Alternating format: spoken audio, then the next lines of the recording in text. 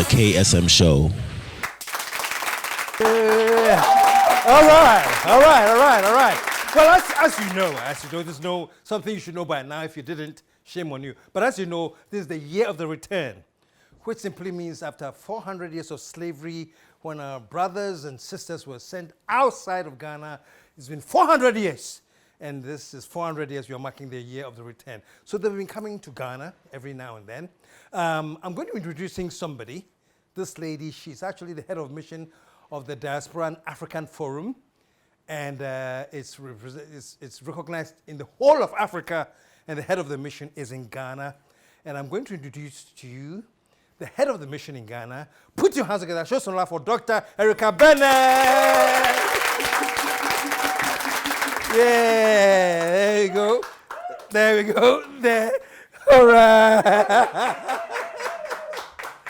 I think I messed it up, but forgive me. Welcome to the show. Thank you so much. I'm always glad to be with you anywhere. Oh, wow. I love that.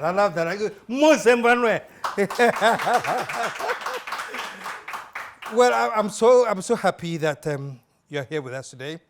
And by the way, folks, I was telling you that this is a joint thing between SAFA and the Diaspora and African Forum. She's the head of the mission. It's recognized in the whole of Africa. And you've been in Ghana for 18 years? 18 years. And just a slight correction. Thank you. It's recognized all over the world. All over the world, not Africa, all over the world. Okay. Because we're the first diplomatic mission of its kind dealing with diaspora issues.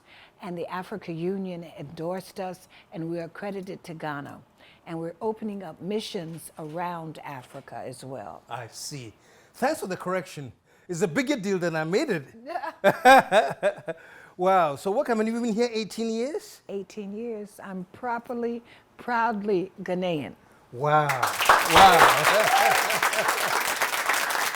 That's amazing. That's amazing. And did you come here to, the mission brought you here? No. Oh, you were in Ghana when it started? Absolutely. We started it 11 years ago. We just celebrated our 11th year anniversary. President Kufuor gave us a land grant at the W.E.B. Du Bois Center. And then from there, we built our building, and that was 11 years now. And I really believe I'm doing what my destiny dictates for me to be doing. Did you always want to be in Africa growing up? Where did this urge come from? I knew I belonged here. Oh, you knew you belonged here? Absolutely. My family has always been very conscious. My mother was a president of the NAACP. My father was an Army officer. And so we lived all over the world. But the main thing that they made us understand is that we are Africans. Wow. So, and that you're not an African because you're born in Africa. You're an African when Africa is born in you. Oh, I like that. I like that. You're not an African because you were born in Africa, but you're an African because Africa was born in you. So all along growing up, that's how that was a psyche growing up? Absolutely. That's beautiful. It is. It really is. And I've tried to give that same kind of spirit to my children as well. So they're all over the world, but they all understand and realize that they are Africans. How difficult was it, growing up in the States where there's so much negativity concerning Africa and Africans and black people, and you're growing up there, but how did you manage that in spite of all of that negativity, you had that focus of being an African? Well, one of the things is that, the Western media portrays Africa as war, famines, AIDS, and coups. And my mother always instilled in us that Africa is a place and a land of, my grandmother used to say, if you go somewhere and you come back, you better be back. I don't care if you're going to, what's that place in Mali? Mali? Yeah, there's a place in Mali that she used to say, and I thought it was a mythical place. Okay. Timbuktu? Timbuktu. Okay. Timbuktu. So. Okay. That's what she used to say. If you're going to Timbuktu, you better be back in this house at a certain time. And so our family understood that we were connected to Africa. And then when I made my first trip to Africa, I knew that I was home. I've been in and out of Africa now for 40 years. Wow. And I've lived in 3 African countries, but I haven't been any place as long as I've been here in Ghana, 18 Okay. years. Okay. Yes. What are the 3 other countries you've been? Nigeria, Liberia, and Cote d'Ivoire. Oh, wow. Wow. Wow. So you are now, you should be crowned an stool there, what, Ohima. Have you got any offers to be Well, giving a seat of Ohima? Because you sound like it. no, what I do is we serve through the Diaspora Africa Forum. Okay. And that has really consumed me for the past 11 years. That has really been my life. Okay. You see, and we've done some incredible things. We have a program called the Diaspora Junior Ambassadors, and we send young people around the world. We now have a football team. The Beecham United is our team, and we just sent 25 young boys to France. We sent 25 to the U.S. Really? And out of that 25, 10 got scholarships in the United States. Just some of the kinds of things that we're doing, and that's my way of serving. Fantastic, fantastic. So we are now celebrating the year of the return. And before you introduce your guest, I just want to pick your brains a bit about your perception of this year of the return, your thoughts. Well, first of all, I want to thank this president. He is a president with a vision. And in fact, he's the one who actually signed our protocols. When President Kufur gave us the land grant, he was the Minister of Foreign Affairs. And so he's really the one who signed our protocols at that time. And so he really gets it. He understands how the diaspora can really help with the development of Africa. You know, we come with experiences and some resources and that kind of thing. And to connect with our brothers and sisters, it's a win-win. This year, when he went and proclaimed it the year of return, it's just phenomenal because I think it's time. You know, and it's, you know, historical because it is the 400th year that we've been taken away. So it just kind of really was the right thing to do at the right time. So we applaud him very much for those actions. I think it's, and Dr. Sandi, who I will introduce next, will talk about some of the reactions of our brothers and sisters. As we sit here today, we have over 5,000 African Americans in the country right now. Really? Yes, who've come. Who will be here already, or they have coming for the return? They come for the year of return. Really? Yeah, we had a major group that's leaving today. The president of the NAACP, he came with 250 people.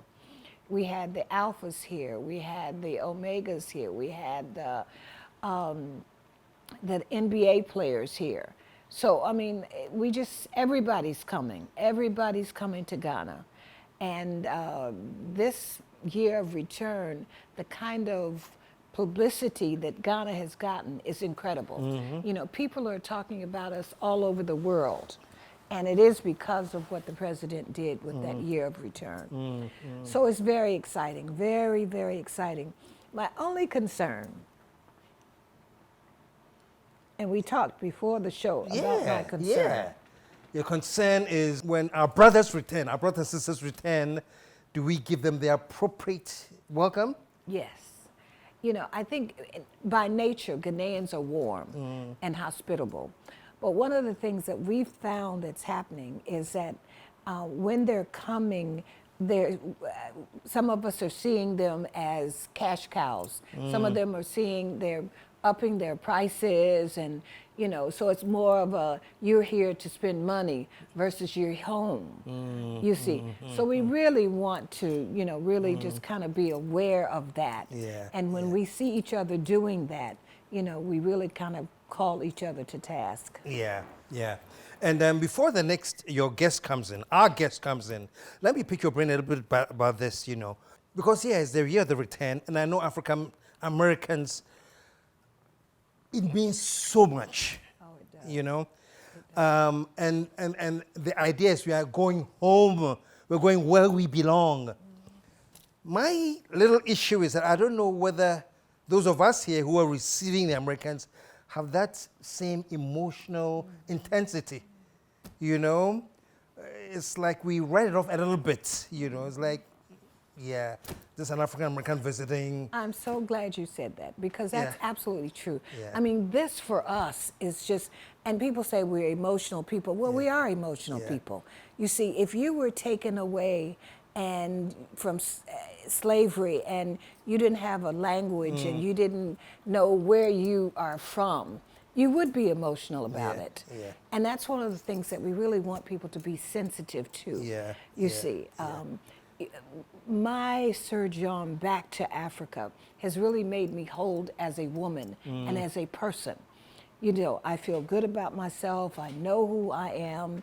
And, you know, it gives you a level of confidence, you see. And I have created my own. I have my own family here, you see. And people really have embraced me in a real way. Sadly, and I'm not saying this to excuse us, but the educational system, which of course it was also a legacy of the colonial heritage, you know, it's partly responsible, you know. We weren't like when we're going in primary school, take excursions to see the dungeons, and then somebody lecturing us that this was the slave area, this is where we kept your ancestors, and they went through this, you know. So there's not that attachment. The educational system didn't really do anything. So I'm not excusing it, but if you're not getting that kind of... As a child. Yes. You grow up, it's not a big deal. You'd be surprised how old I was before I first went to Cape Coast Castle. I think you would be surprised at the people in Ghana who've never been there. Yeah. You know, I mean, I talk to young people every day and they've never been there. Yeah. You see, so I think, and then the W.E.B. Du Bois Center, people don't know that at all. You know, when I tell people where we are, I have to say it's down the street from the American Embassy. You know, so those are the kind of awarenesses that I think I'd like to see us do a little better in. Yeah, very much so. Yeah. And I agree with you 100%, you know. I want to see the day that that kind of awareness is created here too. Absolutely. You know, so that when our brothers visit from the U.S. and the diaspora, we take them to the... I don't want to call them castles. We take them to the dungeons. No, they're not castles. They're dungeons. Yeah. We take them to the dungeons, you know. Absolutely. There should be a feeling of, oh, wow, you know. And I wasn't surprised when I heard that Steve Harvey broke down when he went there. He, among many people, once you get there, the feeling. No, everybody that went. You see, and when you hear the story, and particularly those of us from the diaspora, I mean, we don't know, most of us can't go past our second generation. And that's one of the things that, you know, say you can say my third, fourth, fifth generation, you see, and that lack of connection, you see, and when you go there and you feel a sense of my person, my family member was taken from here, you know, and then the conditions they were taken, you have to cry, you have to weep. Very well. We are glad that you're here. We're glad that we are starting to build this thing, this connection, and I'm hoping that we are going to get to a point where it's a connection. A real connection. A real connection, yeah. But so show us some love, man. That's Dr. Erieka Bennett, head of the mission for the Diaspora and African Forum. And she's here with a guest today, you know, one of our sisters from the U.S., and she's actually in Ghana now. Why don't you do the introduction for us? Well, I am just honored to introduce you to a dynamic woman. Her name is Dr. Sandi Williams. She's a noted psychologist. She's a consultant. She's done incredible things all over the world, and particularly in Africa, and particularly here in Ghana. And I'm going to let her talk about some of the things that she's done. So, Dr. Sandi Williams. Some love. Oh, I'm not getting wrong. There. All right. Dr. Sandi Williams, welcome to the show. Thank you. Glad Good to see you. Here. Happy to be here. How long have you been in Ghana? I've been back and forth in Ghana for the last 3 years. Really? Yes. Wow. For 3 years? For 3 years, back and forth. I originally came because I run A Wealth of Women Ghana, the Bridget Chair Martine Darko division. in memory of Bridget Chair Martin, the sister of the minister who died in a fatal gas explosion. So I run that foundation here. Okay. So when I came, they immediately introduced me to Ambassador Bennett. Okay. And it was history after that because we began to work together on this whole movement of the African diaspora. But Dr. Sandi she's been coming to Ghana about 7 years, but this back and forth and here, living here, it's been about 3 now. 3 years, okay. And the return, I want to pick your brains on your whole thoughts on the return. Okay, well, for me, and then I relate it to the larger population of the African diaspora, it has just become a movement of our spirit. Because as Ambassador Bennett indicated that African Americans in the U.S. are the original victims of identity theft. We don't know our language, we don't know our culture, we don't know our real name, we don't know our rituals, we don't know our family, and we have family in Africa who we will never know and they will never know us. So for us, it's a spiritual movement of finding ourselves.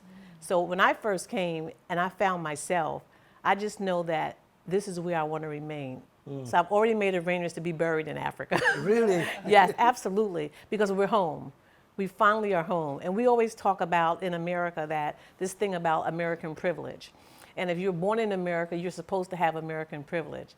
But the fact of the matter is, if you're African American in the US, you will never have American privilege. So like I will always be a black psychologist. I can't just be a psychologist. I need to be a black psychologist in America. But here, I'm just Dr. Sandi and I'm a psychologist. And that is just an awesome thing. I get it. Yeah. So I had the opportunity to be in Cape Coast the other day when we had 250 people from the U.S., from the NAACP, and 70 of them. 250? Yes. And we had 70 individuals who Dr. Gina Page of African Ancestry revealed their ancestry. Because African Ancestry, I'm not sure if you're familiar with them, but Dr. Gina Page, she has the largest database of African DNA from West Africa in the United States. She is a noted, her organization, they have like 35,000 samples of African DNA. So those of us in America are able to go to her to get our DNA extracted. And then she tells us not only the country in Africa where our ancestors came from, but the tribe that we're associated with. Really? Yes. So she revealed the DNA ancestry of 70 people on the sacred ground of Cape Coast the other day. That is amazing. It was amazing. Wow. It was amazing. Where are you from? Cameroon, sorry. You're from Oh, really? My mother, not yet. My mother, actually, she founded my mother. I'm 99.9% Cameroonian from the Tikar tribe. Wow. Yes. That precise. Yes, that Do you know where you're precise. from, Ambassador? Ghana! That is amazing. So that's amazing. Yeah. That's what she did. And I'm telling you, the experience, we were all crying as people found out where they were really from. And some of them were saying things like, we will no longer say we're from North Carolina or South Carolina in the U.S. No, we're African. Wow. You know, and it's a big difference. I mean, just something about saying that word, that I'm African, that makes a huge difference in your consciousness and in your spirit. That is deep, man. That is deep. Put your hands together. It's really deep. Wow. And it's very interesting for me, and I had Reverend Hayes here, and I had Opal from Black Lives Matter. She also, so she joined us here. And it's a whole, it's so similar, the experiences that you're sharing. You call it a spiritual journey. It's a whole journey thing for you in the spiritual. Yes, because you're never the same. I mean, I just never will be the same again. And I tell people at home, if people say, like normally, maybe 10 years ago, if someone said, well, Sandi, where are you born? I would say New York City. You know, I'm a New Yorker and all. But now when people say, Sandi, where are you from? I say Africa. Wow. Right? I say Africa very proudly. They'll say, oh, come on. I say, really, I'm from Africa. So what we see now is a movement of people who just want to know. And they want to know at a very deep level where they're from. So it's not only visiting, it's more giving back now. So, you know, we're interested in how can we help? How can we build? How can we invest? How can we really partner to make the continent of our bloodline, give back to our Yeah. bloodline. One of the things I just kind of wanted to add to what she was talking about is that how the Jews and the Indians, how they know that they're from India, they know they're from Israel. So wherever they are in the world, Yeah. there's that sense of connection there. Well, that's the kind of psychic that we want our Africans in the Caribbean and in the U.S. to have, that kind of connection and understand who they really are. Because the Jewish Americans, they have a strong lobby Wherever. to make sure that Israel is always defended and it's on a high priority. The Polish And Americans, they'll never let you forget the Holocaust, Yeah, you see. yeah, You yeah. know, and then when we talk about slavery and all of that, sometimes some of our people Yeah. say, get over it. Yeah. Well, you can't yeah, just get over it because Yeah. you say get over it, you yeah. know. And the Jews say never again, so we don't get over it. They- we don't repeat it. there Never it- again. there it We is. say get over it, so we can forget it, and then it's repeated. There it is. Yeah. I'm going to give you two very quotations from very seasoned, one is from a very seasoned black person, Leon Sullivan. He was here inaugurating something. I think I happened to be the MC then. And he said something that stuck in my mind. He says, black folks talk too much and do so little. Hey. Can you relate? Can I relate? In fact, I'm in Africa because of him. He was one of Really? my #1 mentors. Wow, You know, wow. he did the African American summits. Yes. And yes. he did that, and he took us to the various African countries, and that's how I initially got exposed to Africa. But talking too much and doing little, is that a trait of us? What- I think I would like to talk about that from just a psychology Oh, perspective. sure. Thank you. Yeah. Thank you. And Thank you. I think it's not that we talk too much and do little, but if if you live in a country where someone has stolen your identity and you don't know who you are, right? You're talking because you're trying to figure this thing out within your own self, right? And you do little because you don't have the opportunity to do little because you're oppressed. So it's not so much that we talk a lot and do little. It's this who we are on the inside. We don't even feel comfortable in the place that we live. I just did an online forum for a bunch of researchers the other day from a university in U.S., and it was about cultural competency. And one of the things, what happens in the U.S., we don't find African Americans who readily participate in scientific research. And so they asked me why, and I told them why. It's because we don't trust the country we live in. Wow. So it's not that we don't want to do, because we do want to do. It's not that we talk a lot. We only talk because we're trying to understand and get out what it is that's in our psyche that people don't listen to. Wow. That's an interesting perspective. That's Yeah. deep, yeah. That's deep. Because, I just took it superficially. We know how to talk, but we don't back it. Or when it comes to the implementation, it's lacking. So you even think about it. In America, we don't have the opportunity to back up what we say. I mean, we're still an oppressed people in the U.S. I talked about American privilege. We don't have the same privileges. They don't want us in the same neighborhoods. We can't get into the same universities.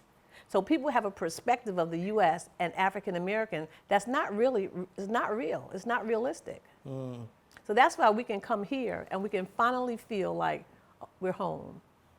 We're loved. We can be ourselves here. We can talk and do the work here. Right?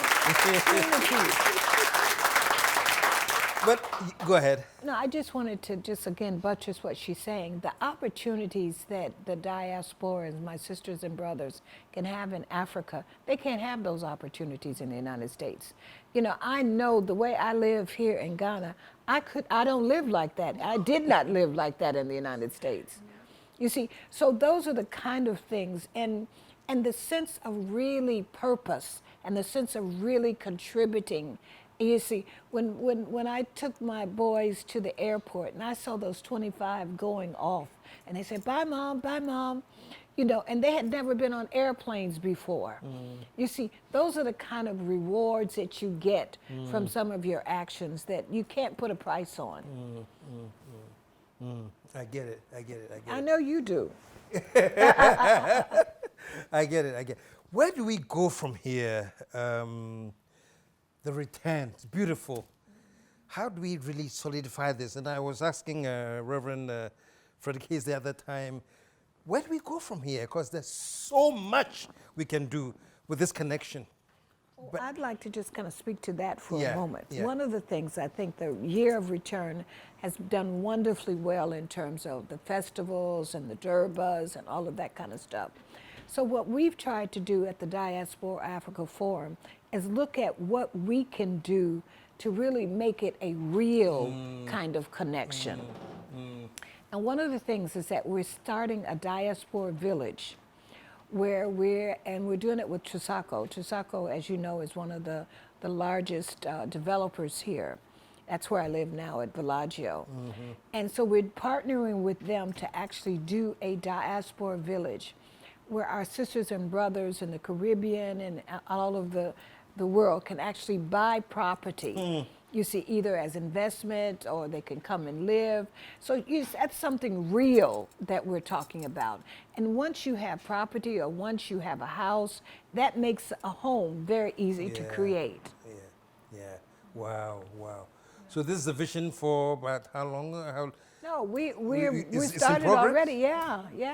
Yeah. We've sold 20 already. Yeah. We've sold 20 already, and Sandy's getting ready to buy hers. Yes, absolutely. And we get them up in 6 months. 6 months, you can have it, turnkey. Fantastic. Yeah, it is. Fantastic. It really so is. to all the diasporans who are listening to you now, Absolutely. what are you telling them? Come home, I'm and what do saying they do when they get here? Invest home. You know, what we're saying, first of all, we want them to go to our website. Our website is www.diasporaafricaforum.org. That's diasporaafricanforum.org. And we have information on some of the things that we've talked about here today.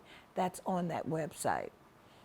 May I also add Please, that? yeah. And any African Americans that are coming, they should always visit the Diaspora African Forum.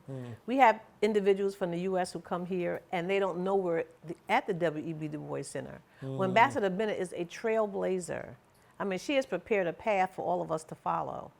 So I think that that's very important. They understand that whoever their tour guide is, if they don't mention Diaspora African Forum, they need to say, wait, I need to stop there first. Yeah. Because not only is Ambassador Bennett there, who's a trailblazer, there's education there, there's resources. Simple things like I didn't know about you're not supposed to use your left hand to shake versus your right hand. No, those are things that we would never know that. So what I'm saying is at the Diaspora African Forum, we can, on an intellectual level and a cultural level, help you understand how to make this transition here.